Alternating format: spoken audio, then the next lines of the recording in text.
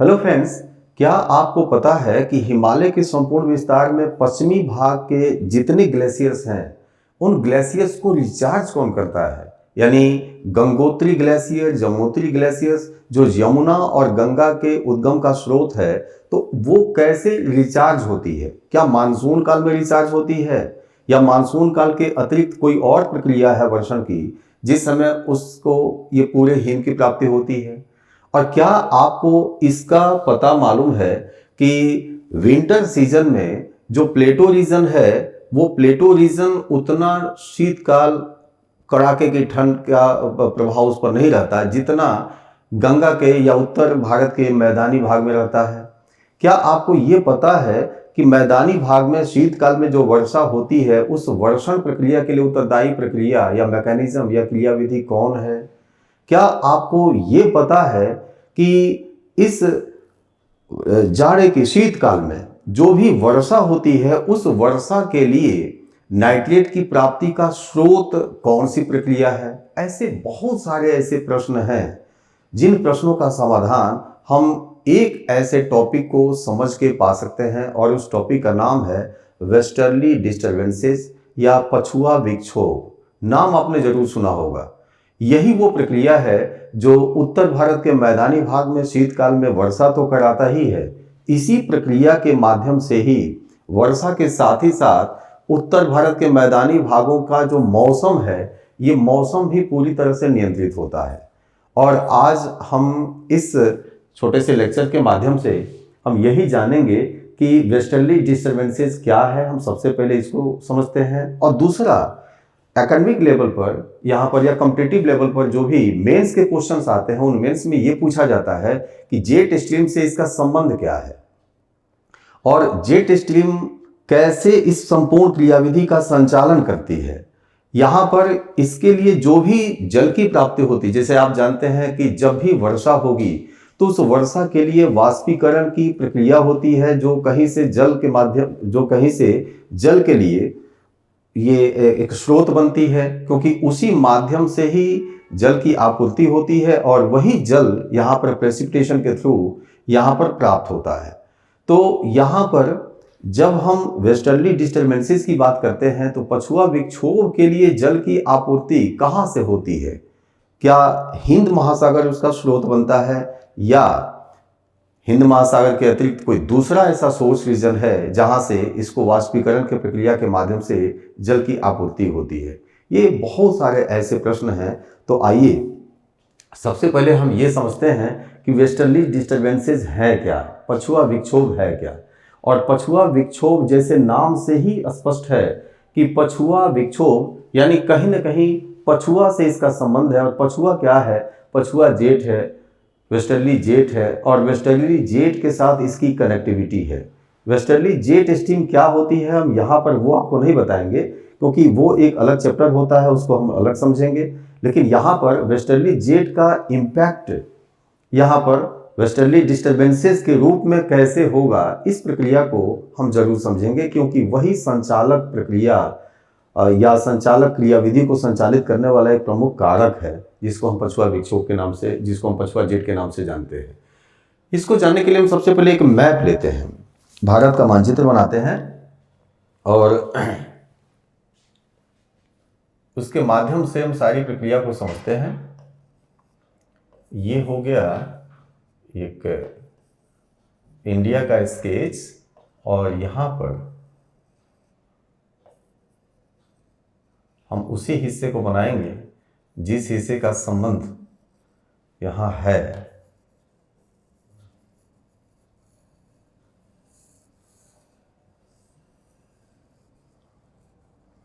ये हम लोग जा रहे हैं दक्षिण की तरफ, बाकी शेष से हमारा संबंध है नहीं इसलिए हम वहाँ स्केच नहीं करेंगे इसको। और यहाँ पर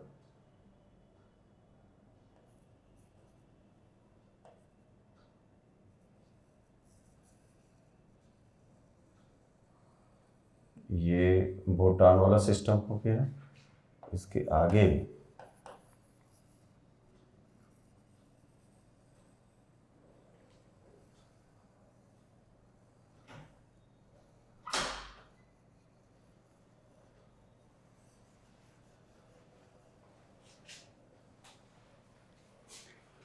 ये एक इंडिया का स्केच है और हम लोग को पता है कि यहाँ इसमें 3 विशेषताएं, जिस क्षेत्र को मैंने बनाया हुआ है 3 विशेषताएं यहाँ पर हैं। एक तो हम अभी इसको आपको दिखा रहे हैं, ये हो गया हमारा प्रायद्वीपीय पठारी प्रदेश पेनिनसुलर प्लेटो रीजन, और इस पेनिनसुलर प्लेटो रीजन को हमने इस तरह से आपके सामने रख दिया। ये पेनिनसुलर प्लेटो रीजन हो गया। इसको हम थोड़ा शेड कर देते हैं कि और काफ़ी क्लियर हो जाएगा।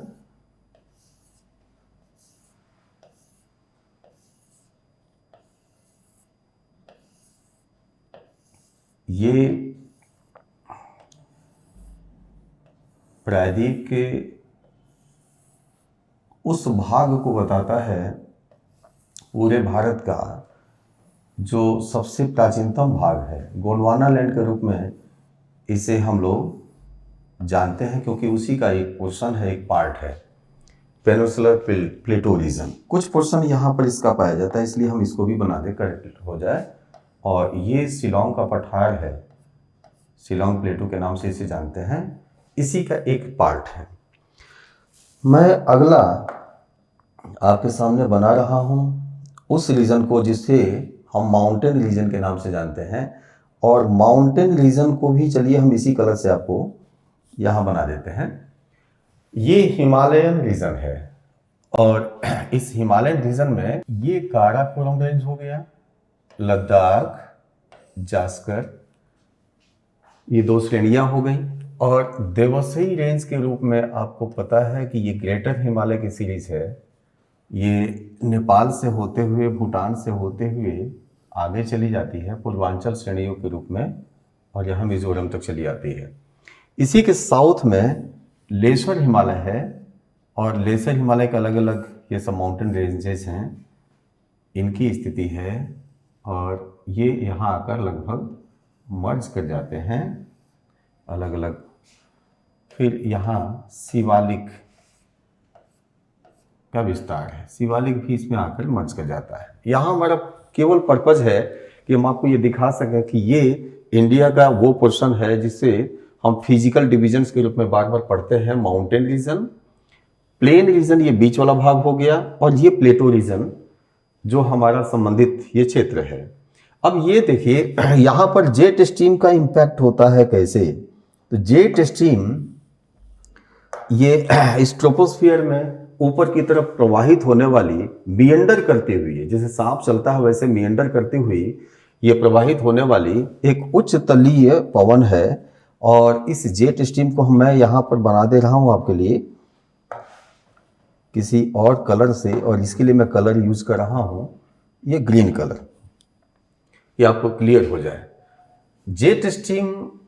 हमारे ट्रोपोस्फियर के अपर सेक्शन में, अपर पार्ट में इसका फ्लो होता है, और जब ये फ्लो होता है तो ये मिएंडर करती हुई चलती है। मिएंडर मीन्स सांप जैसे चलता है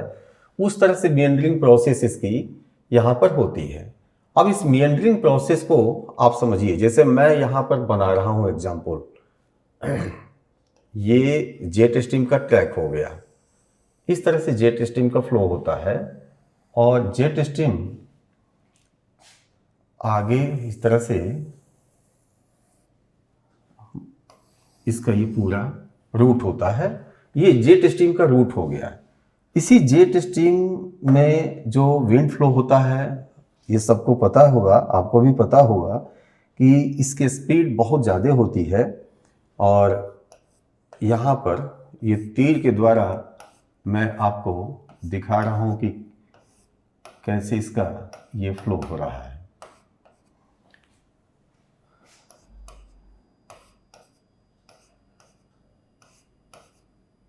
जेट स्ट्रीम का ये जो मिएंडरिंग ट्रैक है, मिएंडरिंग ट्रैक को समझने के लिए आप ऐसे समझिए इसको कि जो मिएंडरिंग ट्रैक है, उस मिएंडरिंग ट्रैक को आप ऐसे समझ सकते हैं कि यहाँ से यदि हम इस लाइन को देखें और इस लाइन को देखें, ये पूरा ये ट्रैक का ये दिखा रहा है कि कितना इसका विस्तार है। इस विस्तार को हम यहाँ भी समझ सकते हैं। ये डिपेंड करता है कि जेट स्ट्रीम नॉर्थ और साउथ में कितना डेविएट करती है, ये पूरा डेविएशन डिपेंड करता है कि थर्मल कैरेक्टर यानी पृथ्वी के सतह का जो तापीय दशाएं हैं वो तापीय दशाएं किस प्रकार से बनी है और उनमें कंट्रास्ट कितना है। कंट्रास्ट मीन्स महासागरीय और महाद्वीपीय ताप में अंतर कितना है। आप जानते हैं कि दोनों की विशिष्ट उष्मा सामर्थ्य जो भी होती है महासागरीय जल की और स्थलीय भाग की, ये बिल्कुल डिफरेंट होती है। जिसकी विशिष्ट उष्मा सामर्थ्य यानी स्पेसिफिक हीट कैपेसिटी बहुत कम होती है वो ज्यादा तापमान क्रिएट करता है, और जिसकी स्पेसिफिक हीट कैपेसिटी बहुत ज्यादा होती है वो कम तापमान क्रिएट करता है। तो ये तापमान को निर्धारित करने वाले कारक हो गए, और इन कारकों के साथ साथ अन्य भी कारक हैं, जैसे ऊष्मा की उपलब्धता एक प्रमुख कारक होती है, तो वो भी तापमान को निर्धारित करता है, और इसी के द्वारा तय होता है कि इनके बीच डिफरेंस कितना है, और इस डिफरेंस से ही तय होता है कि जेट स्ट्रीम का ट्रैक कितना डेविएट करेगा, नॉर्थ और साउथ वार्ड डेविएशन उसमें कितना होगा। अगर ये डेविएशन बहुत ही कम होगा तो ये हम समझ सकते हैं कि 400 से 500 किलोमीटर तक का होगा, और यदि बहुत ज्यादा होगा तो ये डेविएशन इतना होता है कि ये नॉर्थ में भी बहुत अधिक जाएगा और साउथ में भी बहुत अधिक आएगा। और आपको पता है कि साउथ में ट्रॉपिक ऑफ कैंसर यहां पर गुजरती है, यानी कर्क रेखा यहां गुजरती है। मैं कर्क रेखा के लिए एक ये बना दे रहा हूं कि ये ट्रॉपिक ऑफ कैंसर की एक लाइन है, कर्क रेखा। सबको पता है कि कर्क रेखा 23.5 degree north latitudes,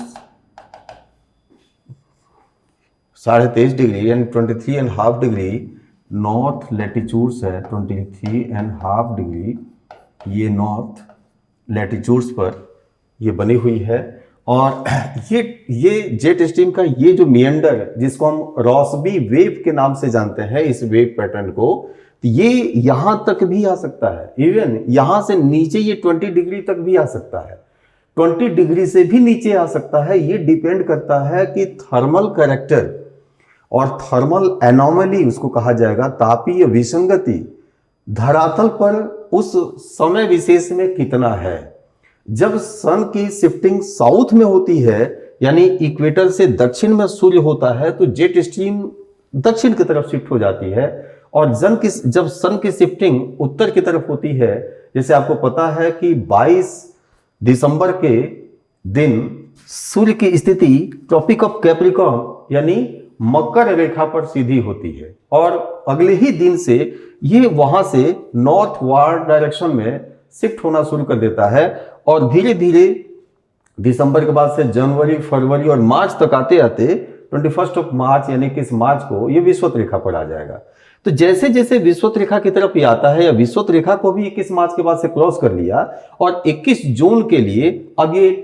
tropic of cancer यानी कर्क रेखा की तरफ अगर आना शुरू हो गया, तो वैसे वैसे इधर ऊष्मा की प्राप्ति ज्यादा होने लगती है, तो थर्मल एनोमली पर भी उसका प्रभाव पड़ता है। जेट स्ट्रीम इधर से नॉर्थ वार्ड उसकी शिफ्टिंग होने लगती है। ये कुछ बेसिक कैरेक्टर्स मैं आपको बता रहा हूं, हालांकि ये सब सारे डिटेल में पढ़ा जाता है जेट स्ट्रीम के समय, लेकिन मैं यहाँ जेट स्ट्रीम को एक ऐसे डोमिनेंट फैक्टर के रूप में, रेगुलेटिंग फैक्टर के रूप में आपसे डिस्कस कर रहा हूं, इसलिए थोड़ा सा इंट्रोडक्शन मैं आपके सामने दे रहा हूं कि जेट स्ट्रीम का यही बेसिक कैरेक्टर होता है। और दूसरी बात हमें समझना है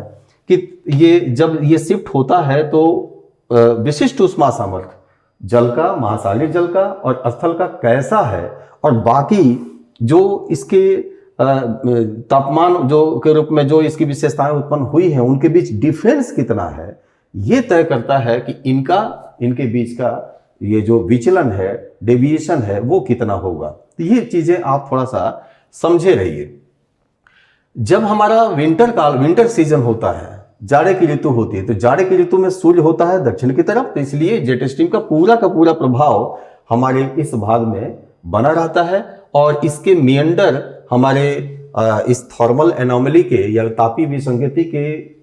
प्रभाव में यहाँ पर निर्मित होते हैं। तो ये उत्तर में हमारे जो ये 37 डिग्री 6 मिनट का 37 डिग्री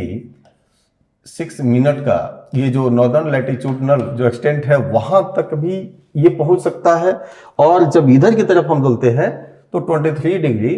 एंड 30 मिनट का यहाँ पर जो एक्सटेंशन है, लैटिट्यूडनल एक्सटेंशन है, तो यहाँ तक भी आ जाता है। ये तक स्थिति इसकी बन सकती है। अब ये जेट स्ट्रीम जो चलती है, तो इस जेट स्ट्रीम की स्पीड के विषय में मैंने आपसे बताया कि बहुत तेज होती है। तो इसी के प्रभाव में जब ये मिएंडर करती हुई चलती है तो यहाँ पर एक कंडीशन बनती है, और उस कंडीशन को मैं यहाँ किस और कलर से आपको दिखाऊं तो हमारे पास कलर कौन सा हो सकता है, ये कलर मैं यूज कर रहा हूं। थोड़ा सा हो सकता है विजिबिलिटी उतनी प्रॉपर आपको ना हो, लेकिन इससे एक क्लियर हो जाएगा कि जब भी जेट स्ट्रीम चलेगी, जैसे यहां पर जब ये ट्रैक इस तरह से ये पूरा मिएंडर यहां पर टर्न कर रहा है, जेट स्ट्रीम की टर्निंग हो रही है, तो यहां पर इस ट्रोपोस्फियर के अपर सेक्शन में यानी ट्रोपोपाज के समीप स्थिति ऐसे बनेगी कि वहां पर क्लॉकवाइज यानी घड़ी की सुई की दिशा में यहां पर एक अपर सर्कुलेशन, एक सर्कुलर सर्कुलेशन पैटर्न यहां पर बनेगा। ये घड़ी की सुई की दिशा में एक पैटर्न यहां पर बनेगा। अगर आपको दिखाई दे रहा हो तो ये घड़ी की सुई की दिशा में एक पैटर्न बनेगा। जैसे आपने देखा होगा कि जब आप बाल्टी के पानी में, बकेट में पानी लेकर और कपड़ा डालते हैं, सर्फ वगैरह उसमें कुछ पाउडर वगैरह सब डाल देते हैं और इस तरह घुमाते हैं, तो जिस तरह की स्थिति बनती है बिल्कुल ऐसे ही आप इसको समझ सकते हैं कि एक सर्कुलर मूवमेंट का यहाँ पर एक पैटर्न बन रहा है। जस्ट जेट स्ट्रीम के इस मिएंडर, जो मिएंडर बना हुआ उस मिएंडर के एक सेक्शन में ये बन रहा है। अगर हम इसके आगे वाले सेक्शन की बात करेंगे तो यहां पर बिल्कुल इससे अलग पैटर्न उसका बनेगा। सर्कुलर वो भी होगा, लेकिन उसका डायरेक्शन जो मूवमेंट है वो बिल्कुल जस्ट इसके अपोजिट होगा। यहां क्लॉकवाइज है तो यहां एंटी क्लॉकवाइज हो जाएगा, और एंटी क्लॉकवाइज हो जाएगा तो मैं यहां इसको बना दे रहा हूं कि ये आपका एक एंटी क्लॉकवाइज ये सर्कुलेशन यहां ये बन गया। ये अब आप समझते हैं, अगर आपको याद होगा कि जिसको हम साइक्लोन और एंटी साइक्लोन के कैरेक्टर्स के रूप में जानते हैं, अगर आप जानते होंगे थोड़ा सा तो आपको पता होगा कि नॉर्थ हेमिस्फीयर में जो साइक्लोन्स बनते हैं वो एंटी साइक्लोन यानी जो एंटी क्लॉकवाइज उनका मूवमेंट होता है, और जो एंटी साइक्लोन होते हैं यानी प्रति चक्रवात होते हैं उनका क्लॉकवाइज मूवमेंट होता है। ये बन रही है स्थितियां कहां पर, ये क्षोभ मंडल के उस क्षोभ सीमा के समीप, ट्रोपोपाज के समीप स्थिति बन रही है। अगर ऊपर बन रही है तो ऊपर जहां पर क्लॉकवाइज है, यानी यहां ऊपर जो क्लॉकवाइज ये बना हुआ है, ये प्रति चक्रवातीय प्रतिरूप एंटी साइक्लोनिक पैटर्न बन रहा है, सर्कुलर पैटर्न बन रहा है विंड फ्लो का, एयर फ्लो का। तो एयर फ्लो का यहां एंटी साइक्लोनिक सर्कुलर पैटर्न बन रहा है, और ठीक इसके नीचे जो ग्राउंड सरफेस पर जो रियलिटी होगी ये जस्ट इसके अपोजिट होगी। जैसे आप अपने छत में, अपने सीलिंग में एक ऐसा एग्जॉस्ट लगा दीजिए जो आपके छत से बाहर की तरफ छत से ऊपर की तरफ हवा को एग्जॉस्ट करके बाहर फेंकता हो, तो क्या होगा, सरफेस की जो एयर है धीरे धीरे ये असेंडिंग करके यानी धीरे धीरे ये ऊपर की तरफ उठकर और उस एग्जॉस्ट तक पहुंचेगी और वहां से बाहर हो जाएगी। इसको आप समझने के लिए ऐसा कर सकते हैं कि जैसे मान लीजिए आप 8-10 अगरबत्ती जला दीजिए और फिर उसको आप देखिए तो अगरबत्ती का जो धुआं है, क्योंकि वो जाता हुआ दिखेगा आपको, और धीरे धीरे ये ऊपर की तरफ जाएगा और एग्जॉस्ट के थ्रू वो बाहर चला जाएगा। इसका मतलब ये हुआ कि यहां पर अगर वहां एग्जॉस्ट लगा है, एग्जॉस्ट क्या कर रहा है, नीचे से खींच रहा है। एग्जॉस्ट को जब आप देखेंगे वहां पर, यदि आप ऊपर से देखेंगे तो उसका जो पैटर्न होगा, उसका जो सर्कुलेशन पैटर्न होगा वो बिल्कुल क्लॉकवाइज होता है। तो वहां क्लॉकवाइज होगा, और क्लॉकवाइज होगा तो जहां से हवा उठ रही है नीचे से ऊपर की तरफ जा रही है, मींस यहां पर जो ऊपर एंटी साइक्लोनिक पैटर्न बन रहा है तो नीचे वो साइक्लोनिक पैटर्न बनाएगा, यानी नीचे अपने आप लो प्रेशर बन जाएगा। लो प्रेशर मींस हवा नीचे से ऊपर उठने लगी, तो यहां ऑटोमेटिक लो प्रेशर बन जाएगा। आप जानते हैं कि प्रेशर लो और हाई को बनाने का एक माध्यम तो होता है तापमान, लेकिन यहां पर तापमान नहीं हो रहा है, यहां प्रेशर हो रहा है, ऑटोमेटिक प्रेशर लो हो रहा है, थर्मल इंपैक्ट यहां पर नहीं है। और इसके कारण चूंकि हवा यहां से खींच के ऊपर की तरफ चली जा रही है, सेम वही प्रोसीजर यहां पर होता है इस जेट के कारण, और यहां से हवा ऊपर की तरफ खींच ली गई और खींचकर और यहां से जो फेंकी जाती है यही हवा जाती है इस जेट के साथ चली जाती है आगे की तरफ, इसको ताकत देती है। और इसी के साथ जो नीचे से खींच के आ रही हवा, जैसे अगरबत्ती वाला मैंने बताया, धुआं बताया, तो वैसे जब नीचे से खींच के आ रही होती है तो उस एयर के साथ जितने भी होंगे मॉइस्चर होंगे, नमी होगी, वो चाहे नदी में हो, तालाब में हो, खेत खलिहान कहीं से प्राप्त हो रहा हो, तो ये सब वहीं इसके पास आते हैं और यहाँ से सर्कुलेट करके ऊपर की तरफ जब आगे बढ़ते हैं असेंड करके, तो ऊपर उठने के प्रक्रिया के क्रम में जैसे जैसे उनका तापमान कम होता है, क्योंकि आपको पता है कि हवा जब ऊपर उठती है तो ऊपर उठती हुई हवा का तापमान एडियाबेटिक रेट से चेंज होता है, और इस तरह से ड्राई एडियाबेटिक रेट से चेंज होता है पहले, और बाद में जब सैचुरेट हो जाती है तब वेट एडियाबेटिक रेट से चेंज होता है। यानी पहले शुष्क रुद्धोष्म ताप ह्रास दर से ठंडा होता है और बाद में आर्द्र रुद्धोष्म ताप ह्रास दर, वेट एडियाबेटिक रेट को बोलते हैं, तो उस प्रक्रिया से ठंडा होता है। और जब ये हवा ठंडी होती है तो हमेशा ही ड्राई एडियाबेटिक रेट बहुत ही ज्यादा होता है। कहने का मतलब ये हुआ कि हो सकता है कि वो 9 डिग्री सेल्सियस पर किलोमीटर हो जाए, यानी 1000 मीटर ऊपर उठने पर जो तापमान यहाँ पर है तो वो तापमान 9 डिग्री सेल्सियस कम हो जाए। अगर ग्राउंड का सरफेस का टेम्परेचर मान लीजिए 10 डिग्री सेल्सियस है और हवा ऊपर उठ जाए तो 9 डिग्री सेल्सियस कम हो जाएगा 1 किलोमीटर की ऊंचाई पर, 1000 मीटर की ऊंचाई पर, तो 1 डिग्री सेल्सियस हो जाएगा। और यदि ऊपर की तरफ चला गया तब वो माइनस में टेम्परेचर हो जाएगा। तो जो मॉइस्चर होते हैं इसी तरह से ऊपर उठते हैं तो तापमान की कमी की वजह से वो कंडेंस होते हैं और क्लाउड्स का फॉर्मेशन करते हैं, और जो क्लाउड्स बनते हैं ये वाटर के ड्रॉपलेट्स बनेंगे या आइस के पार्टिकल्स बनेंगे, यानी ये जल के सीकर बनेंगे, जल सीकरों का समूह वाला ही वो बनाएंगे, बादल बनाएंगे, या हिम के कणों वाला बादल बनाएंगे। ये निर्भर करता है कि जो संघनन हो रहा है वहां का तापमान कितना है। और इस प्रकार से नेचुरली जब टेम्परेचर विंटर सीजन में यहाँ का कम होता है तो कम तापमान होने के कारण बहुत जल्दी ये 0 डिग्री सेल्सियस को क्रॉस कर जाता है, माइनस में टेम्परेचर चला जाता है। और माइनस में टेम्परेचर चला जाता है तो होता क्या है, माइनस में टेम्परेचर के जाते ही यहाँ पर जो कंडेंसेशन होता है, संघनन प्रक्रिया होती है, ये संघनन प्रक्रिया ये हिम के कोणों वाला बादल बनाती है। और इस तरह से जो बादल बनते हैं उसमें कभी कभी ओले बनने शुरू हो जाते हैं, हेल का फॉर्मेशन शुरू हो जाता है, और इस हेल के फॉर्मेशन के साथ वहां पर थंडरस्टॉर्म वगैरह शुरू हो जाता है। तो ये आंधी जैसी स्थितियां आ जाती हैं, वहां पर क्यूमुलोनिम्बस क्लाउड्स का निर्माण होना शुरू हो जाता है, जिसे आप क्यूमुलोनिम्बस, आप जानते हैं कि क्यूमुलोनिम्बस में हमेशा ही ओले वगैरह बनने की प्रक्रिया शुरू हो जाती है, और ये पूरी एक वर्टिकल डेवलपमेंट वाला क्लाउड यहाँ पर बनना शुरू हो जाता है। तो ये घटना यहाँ पर तो होगी, लेकिन यहां क्या होगा, यहां क्या होगा, यहां तो अपर सेक्शन में ही, ट्रोपोस्फियर के अपर सेक्शन में ही यहां पर ऊपर की तरफ एंटी क्लॉकवाइज सर्कुलेशन हो रहा है, विंड सर्कुलेशन एंटी क्लॉकवाइज हो रहा है। यानी जस्ट यहां ऊपर की तरफ यदि चक्रवाती दशा बन चुकी है ऊपरी भाग में, यानी एग्जॉस्ट ऊपर की तरफ जो लगा है वो बिल्कुल अलग टाइप का लगा है, तो यहां नीचे क्या होगा,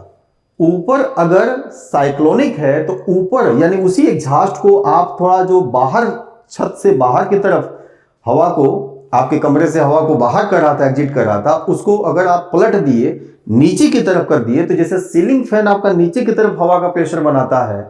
ठीक वैसे ही काम करेगा, ये नीचे की तरफ प्रेशर बनाएगा। और जब नीचे की तरफ प्रेशर बनाएगा तो यहाँ का प्रेशर हाई प्रेशर हो जाएगा, और सेंटर पे हाई प्रेशर होगा तो केंद्र की तरफ लो प्रेशर होता है। और ये विशेषता किसमें होती है, एंटी साइक्लोन में होती है, यानी प्रति चक्रवात में होती है। तो प्रति चक्रवातीय विशेषता बनेगी ग्राउंड पर, और चक्रवाती विशेषता बनेगी क्षोभ सीमा के समीप, और इस तरह से एक दूसरे के ऊपर ये जो स्थितियां निर्मित हो जाती हैं तो उनका प्रभाव यहां पर ये होता है कि चूंकि ऊपर से हवाएं यहां नीचे आ रही हैं, इसलिए ऊपर से नीचे आती हुई हवाओं के कारण इन भागों में यहां पर मौसम बिल्कुल साफ रहेगा, क्लाउड फॉर्मेशन नहीं होगा, नमी बिल्कुल प्राप्त नहीं होगी, और धूप भी होगी तो चूंकि किसी प्रकार का कोई वहां पर धूप के आने में वायुमंडलीय बाधा नहीं है, जो आमतौर पर जनरली क्लाउड्स वगैरह से होती है, तो बिल्कुल सनशाइन बहुत ही क्लियर होगा, यानी काफी खिली हुई धूप होगी, चमकती हुई धूप होगी, उसकी ल्यूमिनिसिटी बड़ी जबरदस्त होगी। तो इस प्रकार की स्थिति जिसमें फोटोसिंथेसिस कोई किया जा सकता है तो वो पौधों के लिए भी बहुत अच्छी यहाँ पर स्थिति होगी, साफ मौसम वाली स्थिति होगी। तो यहाँ बिल्कुल अलग किस्म की स्थिति आई। अब यहाँ पर और यहाँ पर आप जो स्थिति देख रहे हैं, एक दूसरे का अपोजिट स्थिति देख रहे हैं। सेम जो ये स्थिति आप देख रहे थे, यही स्थिति यहां पर रिपीट होगी, सेम यहां पर बनेगी। और ये वाली जो स्थिति है, ये स्थिति यहां पर स्थिति होगी। इसका मतलब ये हुआ कि जब जेट स्ट्रीम शिफ्ट करती है, आगे की तरफ चलती है, तो इस पूरे शिफ्टिंग प्रोसेस के साथ ये मियंडर भी शिफ्ट करते चलता है। जैसे मियंडर कैसे शिफ्ट करेगा, इसको मैं एक एग्जांपल से आपको बता रहा हूं। ये जो मैंने ग्रीन से बनाया हुआ है, अब यहीं पर मैं दूसरे कलर से आपको ये बना के दिखा रहा हूं। शिफ्टिंग मीन्स अब आगे जैसे समय के साथ साथ जैसे घंटा बीतेगा, 2 घंटा, 4 घंटा, 10 घंटा, एक दिन ऐसे शिफ्ट हुआ, तो वैसे वैसे इसकी शिफ्टिंग अब इस तरह से हो जाएगी। जैसे अभी मैं बना रहा हूं ये, तो इस तरह से हो जाएगी। अब ये देखिए जेट स्ट्रीम की शिफ्टिंग हो रही है, इस तरह की स्थिति बन गई। यानी जो आपका ये वाला जो यहां बना हुआ था, एक नीचे ग्राउंड पर जो साइक्लोनिक कंडीशन बनी हुई थी, चक्रवाती दशा बनी हुई थी, ये चक्रवाती दशा अब यहां पर आकर बन गई।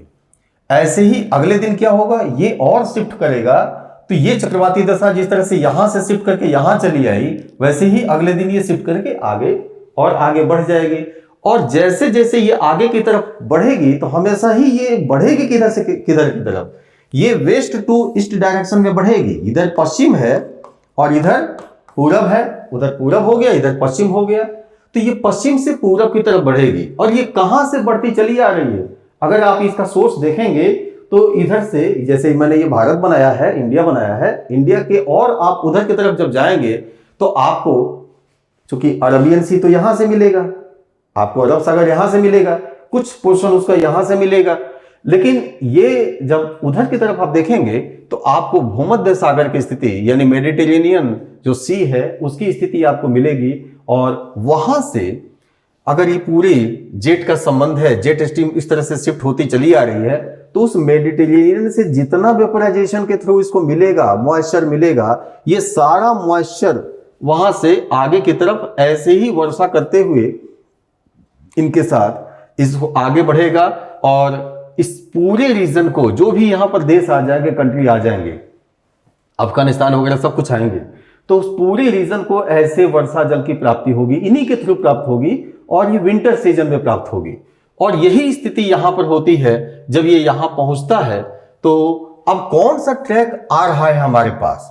ये साउथ वाला ट्रैक आ रहा है, ये नॉर्थ वाला ट्रैक आ रहा है, इस पर डिपेंड करता है कि हमारे भारत में प्रवेश करने पर इन मैदानी भागों का मौसम कैसा होगा। तो जब ये चक्रवाती स्थिति यानी धरातलीय चक्रवाती दशा इसके ऊपर से होकर गुजरती है, साइक्लोनिक कंडीशन ऊपर से होकर गुजरती है, और वेस्ट से ईस्ट की तरफ इसका मूवमेंट होता है, तो इसी के कारण इसको हम लोग वेस्टर्ली डिस्टर्बेंसेस के नाम से या पछुआ विक्षोभ के नाम से इसको हम लोग जानते हैं। और इससे क्लियर हो गया कि एक बार ये विक्षोभ आई तो अब ये टाइम डिपेंड करता है कि ये शिफ्ट कितने समय में हो रहा है। सामान्यतः इसका जो टाइम होता है 1 वीक का होता है, यानी 1 वीक में एक मियंडर का यानी एक वेवलेंथ, पूरी जो वेवलेंथ होती है, तरंग के विषय में आपने पढ़ा है, वेवलेंथ के विषय में आपने पढ़ा है कि यदि एक शिखर से दूसरे शिखर के बीच जो लंबाई देखी जाएगी तो ये एक वेवलेंथ होता है, तरंग होता है। तो वैसे ही ये जो रोसबी वेव है, उस रोसबी वेव की वेवलेंथ कितनी है उस पर डिपेंड करता है कि इसको यहां से जाने में कितना समय लगेगा, यानी कितने समय तक ये हमें प्रभावित करेगा। और इस तरह से एक ये सिस्टम आया, इसके आगे यहां पर एक सिस्टम बना हुआ है, तो इस सिस्टम को फिर यहां पहुंचने में कितना समय लगेगा, ये टाइम ड्यूरेशन जनरली होता है 1 हफ्ते का होता है। तो यही कारण है कि इनके प्रभाव में जो स्थितियां भी होती हैं वो 1 हफ्ते तक ये प्रभावी रहती है। तो इस तरह से हम लोगों ने ये देखा कि यहाँ पर जो वेस्टर्ली डिस्टर्बेंसेस है, ये वेस्टर्ली डिस्टर्बेंसेस की जो पूरी मैकेनिज्म है, प्रक्रिया है, ये कैसे जेट से संचालित होती है और जेट के माध्यम से यहाँ कैसे भूमध्य सागरीय क्षेत्र से जल की प्राप्ति हमें होती रहती है। और इस प्रकार हमें जो यहाँ हमारे इस पूरे भूभाग को, जो हिमालय वाला रीजन है, गंगोत्री है, जमुनोत्री का मैंने आपसे नाम लिया, तो उनको जो जल की प्राप्ति होती है, वो जल कैसे प्राप्त होता है, कहां से प्राप्त होता है? तो कैसे प्राप्त होता है तो उसका तो हमने देख लिया, वेस्टर्ली डिस्टर्बेंसेस के माध्यम से प्राप्त होता है। पूरा पश्चिमी हिमालय उसी से रिचार्ज होता है, क्योंकि पूर्वी हिमालय को रिचार्ज करने का काम जो होता है वो दक्षिणी पश्चिमी मानसून प्रक्रिया से होता है, लेकिन पश्चिमी हिमालय को रिचार्ज करने का काम उस मानसून प्रक्रिया से नहीं होता है जो ग्रीष्मकाल में आता है, जिसको साउथ वेस्ट मानसून के नाम से हम जानते हैं। पश्चिमी हिमालय को रिचार्ज कौन करता है? तो यही वेस्टर्ली डिस्टर्बेंसेज है। इसी समय इसी प्रक्रिया के माध्यम से, चाहे वो जम्मू हो, जम्मू कश्मीर हो, चाहे वो लद्दाख वाला रीजन हो, चाहे हमारा ये हिमाचल प्रदेश हो, चाहे उत्तराखंड हो, ये पूरा का पूरा ये जो भूभाग है, माउंटेन रीजन है, इस माउंटेन रीजन के सारे ग्लेशियर रिचार्ज ये विंटर में होते हैं। और विंटर में जब ये रिचार्ज हो जाते हैं, यानी ग्लेशियर पर बर्फ की जितनी बर्फबारी होती है, तो यही बर्फ हमें फिर ग्रीष्मकाल में यानी समर सीजन में हमारे लिए जल का स्रोत बनते हैं। हमारी गंगा और जमुना जैसे नदियों में, बड़ी नदियों में जल वहीं से होकर आता है। इसका मतलब ये हुआ कि हमारे पूर्वी हिमालय को जो रिचार्ज करता है वो दक्षिणी पश्चिमी मानसून रिचार्ज करता है। वो बे ऑफ बंगाल से और अरब सागर से यहां से मॉइस्चर लेके जाता है, उससे ये रिचार्ज होता है। लेकिन जो बाकी पश्चिमी भाग है, इस पश्चिमी भाग को जो रिचार्ज करता है वो भूमध्य सागरीय जल होता है। और भूमध्य सागर चूंकि वो भूमध्य सागर एक मार्जिनल सी है, सीमांत सागर है, तो भूमध्य सागर किस महासागर का सीमांत सागर है? अगर आप देखेंगे तो वो अटलांटिक ओशन है, आंध्र महासागर है। यानी आंध्र महासागर का जल हमें यहां प्राप्त होता है, हिंद महासागर का जल हमें यहां प्राप्त होता है, और आंध्र महासागर वाला ही जल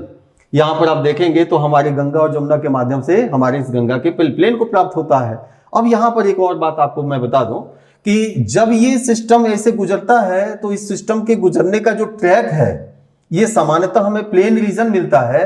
तो इसी के कारण प्लेन रीजन में विंटर